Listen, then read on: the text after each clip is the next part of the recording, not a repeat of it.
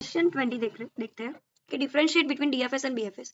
अभी डीएफएस क्या है, डेप्थ फर्स्ट सर्च, और बीएफएस यानी बिट फर्स्ट सर्च। ठीक है, ये ऑलरेडी हम लोग पढ़े हुए हैं कि देखो बीएफएस क्या है, एक सिंपल इंप्लीमेंट है, और डीएफएस है वो थोड़ा कॉम्प्लेक्स है। क्यों? क्योंकि इसमें जो अभी हम डीप में चले गए, ठीक है, और इफ और इनफाइनाइट लूप निकला, ठीक है, तो वो थोड़ा बहुत दिक्कत की बात आएगी। इसके लिए डीएफएस जो है ना वो थोड़ा कॉम्प्लेक्स है। BFS will perform poor is for large numbers of verticals in graph, यानी कि बीएफएस जो है वो परफॉर्म कैसे करता है, पुअर है, ठीक है, और डीएफएस जो है वो बेटर परफॉर्म करता है कॉम्प्लेक्स ग्राफ में भी। ठीक है, BFS require more memory, BFS में ज्यादा मेमोरी की जरूरत पड़ती है, और डीएफएस में लेस मेमोरी की जरूरत पड़ती है। बीएफएस में क्या है, find the shortest path if the weight on the links are uniform, और डीएफएस क्या है, can not obtain shortest path, क्योंकि उसमें शॉर्टेस्ट पाथ नहीं होता। क्यों? क्योंकि उसमें डेप्थ में जाना ही पड़ता है, सो शॉर्टेस्ट पाथ उसमें पॉसिबल नहीं है। और बीएफएस में क्या है कि हमें शॉर्टेस्ट पाथ हमको क्या करना है, फाउंड करना है। BFS is not useful in sorting application, BFS जो है वो सॉर्टिंग एप्लीकेशन में यूजफुल नहीं है। DFS is used in topological sorting, DFS क्या है, एक टोपोलॉजिकल सॉर्टिंग है। ठीक है, this algorithm works in a single stage, ये सिंगल स्टेज में भी वर्क कर देता है, और ये जो डीएफएस है वो उसको 2 स्टेजेस की जरूरत पड़ती है।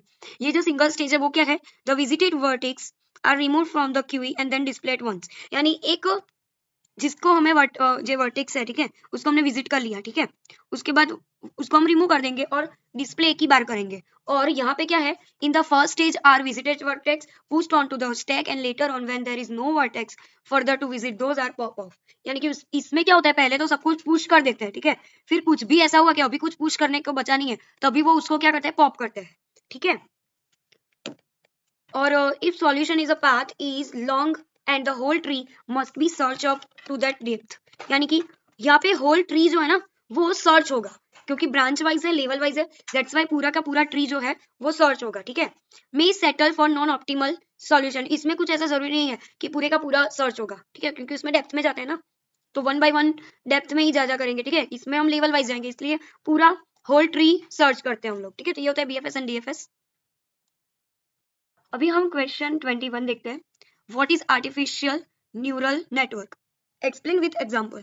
तो an artificial neural network ANN is a computing system inspired by the human brain, यानी कि ये जो ANN है, ठीक है, वो क्या है, एक कंप्यूटिंग सिस्टम है। ठीक है, एक कंप्यूटिंग सिस्टम है जो इंस्पायर कहाँ से होती है, ह्यूमन ब्रेन से, मतलब हमारे से इंस्पायर होती है। ठीक है, it is made up of layers of nodes, यानी कि ये बहुत सारे लेयर्स ऑफ नोड्स से बनी होती है।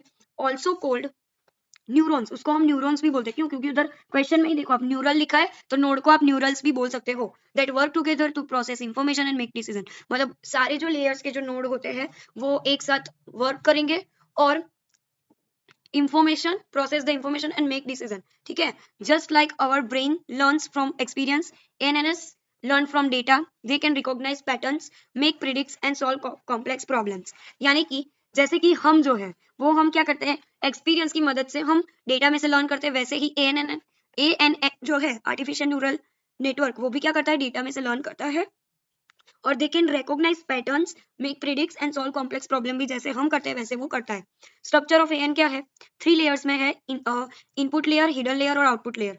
इनपुट लेयर यानी कि जहां से हम डेटा को इनपुट कर सके, हिडन लेयर यानी कि process the input data and fields finds relationships, यानी कि हिडन लेयर्स में क्या होता है, जो भी इनपुट डेटा आया है उसको प्रोसेस होता है उसका, और रिलेशनशिप्स हम फाइंड करते हैं। आउटपुट लेयर में क्या होता है, गिव्स द फाइनल रिजल्ट और प्रिडिक्शन। ठीक है, फाइनल रिजल्ट वो हमें देता है और प्रिडिक्शन हमको बताता है। Each neuron is one layer is connected to neurons in the next layer through weight that decide the importance of the input signals. Working कैसे होता है, पहले तो इनपुट हम नेटवर्क को देंगे, फिर नेटवर्क क्या करता है, multiplies each input by weight, वो अभी क्या करता है, ये जो हमने इनपुट डाला है उसको वेट के अकॉर्डिंग उसको क्या करता है, डिवाइड करता है, and it then adds all the weighted inputs and passes them through an activation function, यानी कि ऐड करता है वो वेटेड जो इनपुट्स हमारे जो है, ठीक है, जो हमने वेट वाइज हमने जो डिवाइड की है, ठीक है, उन सबको एविक्शन फंक्शन में से थ्रू आउट करेंगे, और फिर देखेंगे कि output is compared with correct answer, जो भी हमारा आउटपुट आया है वो हमारे करेक्ट आंसर से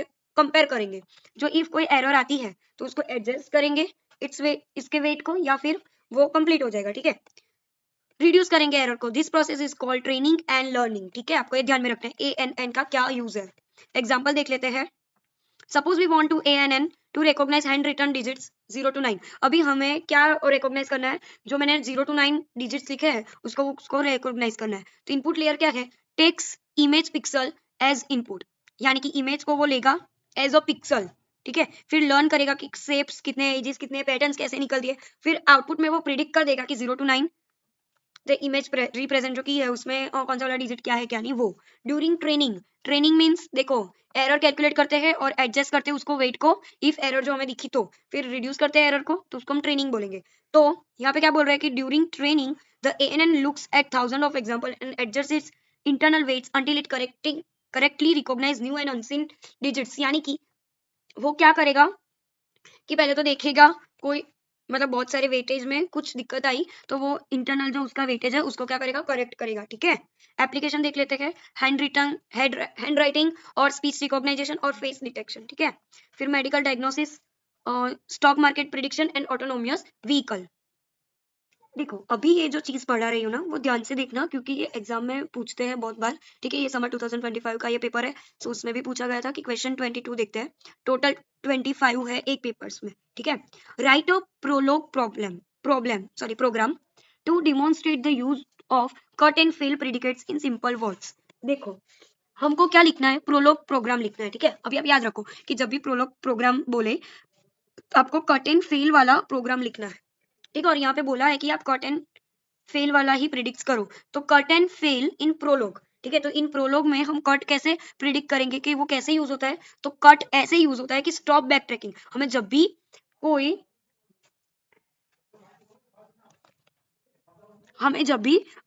कुछ प्रिडिक्ट करना हो और हमें स्टॉप करना हो, कोई भी प्रोग्राम चल रहा है उसको हमें स्टॉप बैक ट्रैकिंग करनी हो, तो हम किसका यूज करेंगे, कट प्रिडिकेट का यूज करेंगे। It means don't try other choices once this point is reach, मतलब कि आप यहाँ पे पहुंच गए हो तो इसके बाद किसी को आप चेक मत करना, ठीक है।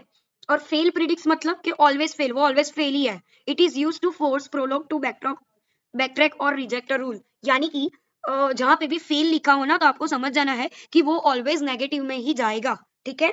एग्जाम्पल देखते हैं, demonstrate use of cut and fail. Example देखते हैं यूजिंग कट एंड फेल। तो एक स्टूडेंट है टीशा, दूसरी स्टूडेंट है रिया और तीसरा स्टूडेंट है अमित, ठीक है। ये हमारा एक प्रोग्राम देख रहे हैं हम कट एंड फेल का, ठीक है। Student Isha, student Riya and student Amit, ठीक है। अभी देखो गुड स्टूडेंट एक्स, यानी कि कोई ऐसा स्टूडेंट है जो गुड है, ठीक है। कौन, बट स्टूडेंट, गुड स्टूडेंट कौन है, स्टूडेंट जो भी हम यहाँ पे एक्स में क्या लिखेंगे, टीशा, रिया या अमित, इन तीनों में से कोई एक जो है वो गुड स्टूडेंट है, ठीक है। तो जब भी हमने यहाँ पे कंडीशन दे दी, देखो यहाँ पे हमने कंडीशन दे दी कि जब भी x is equal to Tisha हो, ठीक है। जब भी यहाँ पे जब भी हम प्रोग्राम को रन कर रहे हैं तब यहाँ पे x की जगह जब भी टीसा आए तो हमें क्या करना है, कट करना है, यानी कि stop checking other student after Tessa, यानी कि टीसा को आप फाउंड कर लो, उसके बाद आपको कोई दूसरे जो स्टूडेंट है ना यहाँ पे रिया और अमित, उन लोगों को चेक करने की जरूरत नहीं है। आपको सिंपली टीसा के आगे क्या लिख देना है कि Tessa is a good student, ठीक है, दैट्स इट। और दूसरे स्टूडेंट में हम क्या लिखेंगे, ठीक है, जो गुड स्टूडेंट वाला हमारा जो फंक्शन था उसमें जो स्टूडेंट है, ठीक है, तो हम दूसरे स्टूडेंट में क्या राइट करेंगे, is not a good student, ठीक है। फेल वाले में ऐसा करेंगे। तो एक्सप्लेनेशन क्या हुई हमारी कि if the student is Tisha, student का नेम टीशा आ गया तो हमको प्रिंट करना है कि Tisha is a good student. ये कट का मींस क्या होता है कि हमने वहां पे रूल अप्लाई किया, Prolog will not check other option for Tisha, ठीक है। टीशा को अभी वो अदर ऑप्शन के साथ चेक नहीं करेगा, ठीक है। और सेकंड रूल क्या है, फॉर अदर स्टूडेंट जो रिया और अमित थे उसमें हम क्या लिखाएंगे, not a good student and then fail, ठीक है। फेल फोर्स करता है प्रोलोग को बैक ट्रैक करने में और check for more student, but जो कट वाले हैं उसको नहीं, ठीक है, उसके अदर वाले जो स्टूडेंट्स है उसको वो चेक करेगा। तो हमारा आउटपुट क्या आएगा, simply Tisha is a good student, Riya is not a good student, Amit is not a good student and false, ठीक है। इन शॉर्ट कट क्या करता है, स्टॉप बैक ट्रैकिंग, ये हमें फोर्स करता है कि आप उसको फेल करो, और together they are often used to control and flow of a Prolog program, ठीक है।